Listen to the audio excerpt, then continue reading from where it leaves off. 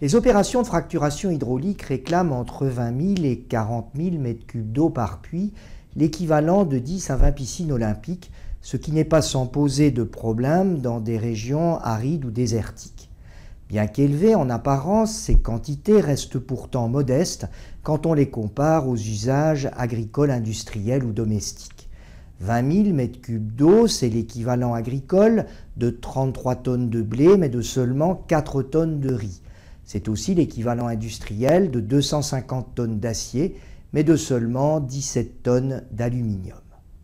En fait, sur l'ensemble du cycle de vie d'un mégawatt, produire l'électricité avec du gaz de schiste en lieu et place de gaz conventionnel n'augmente que de 1,7% la quantité d'eau requise. Mais si ces besoins sont négligeables à l'échelle régionale, nationale et mondiale, ils peuvent induire à l'échelle locale certains conflits d'usage, notamment avec l'agriculture et l'industrie. Ainsi, par exemple, dans l'une des régions circonscrites au Barnett, l'eau dédiée au gaz de schiste représente 8% de la quantité totale d'eau consommée localement. Aussi, pour éviter tout antagonisme, le responsable du projet devra s'engager clairement sur les sources, les quantités et la qualité de l'eau utilisée vis-à-vis des autorités et des communautés locales. La fracturation hydraulique peut d'ailleurs s'accommoder d'une eau impropre à la consommation domestique ou à l'irrigation agricole.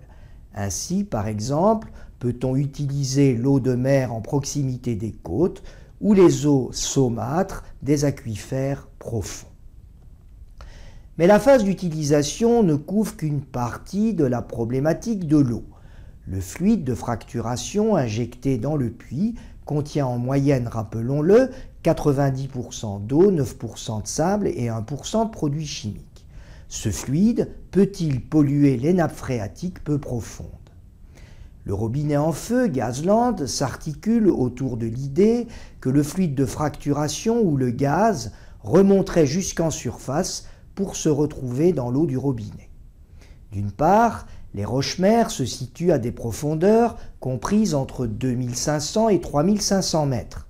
D'autre part, les nombreuses données acquises, notamment par la microsismique, montrent que la remontée verticale des fractures ne peut excéder quelques centaines de mètres, alors que pour atteindre l'aquifère de surface, il leur faudrait parcourir une distance équivalente à 10 tours Eiffel. La contamination des aquifères par la remontée d'une fracture hydraulique n'est donc pas réaliste, il s'agit donc bien d'un mythe.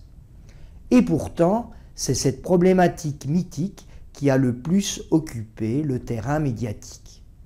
Par contre, la pollution de l'aquifère via la percolation du fluide le long du puits reste tout à fait possible. Bien que les cuvelages cimentés soient théoriquement étanches avec le temps, les gaines de ciment peuvent s'endommager et laisser diffuser de faibles quantités de fluide. Toutefois, si les standards de construction sont respectés, une fuite jusque dans les aquifères de surface reste extrêmement improbable. La troisième problématique est le devenir des 50% du fluide injecté qui revient en surface lors du dégorgement du puits. Il contient surtout de l'eau, mais aussi un peu de sable entraîné, une faible quantité d'additifs chimiques résiduels et un peu de roches arrachées. Les anciennes pratiques consistaient à dégorger le puits à l'air libre, dans un étang artificiel, une technique critiquable où le gaz est rejeté dans l'atmosphère. Aussi, pour éviter ces émissions fugitives de méthane, les puits sont-ils aujourd'hui dégorgés dans un séparateur, appelé pour la circonstance complétion verte. Le liquide résiduel peut être réinjecté aussi dans une formation perméable profonde via un puits dédié. Cette technique s'appelle PWRI ou Produce Water Reinjection.